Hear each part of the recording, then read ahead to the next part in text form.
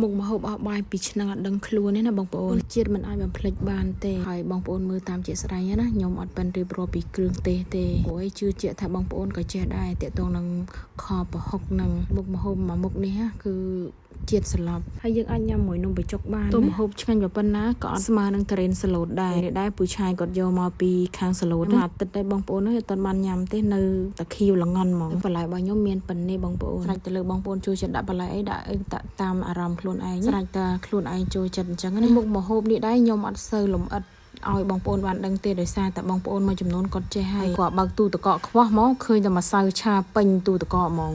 វាដឹងតែឯងរវាយវារត់ពួនណាអាតូចនឹងអត់ចេះនៅស្ងៀមមិនទេលពឹសណាលោកអើយលោកមានម្នាក់មកជួយចាំថតសកម្មភាពប្រូដំវិញមិនដឹងយ៉ាងណាញ៉ាញ់ខួរលោកអើយអត់ចេះនៅស្ងៀមយ៉ាងម៉េចហើយមុខម្ហូបនេះខ្ញុំសំខាន់ឲ្យតែប្តីខ្ញុំថាឆ្ងាញ់ណាគឺស្បាយចិត្តឯងអីធ្វើតម្រូវចិត្តប្តីអញ្ចឹងប្តីខ្ញុំអត់ចូលចិត្តពពួកស្អុយទេតែថ្ងៃនេះសាច់មានត្រីមានប្រហុកមានអីអញ្ចឹងទៅឆ្ងាញ់អត់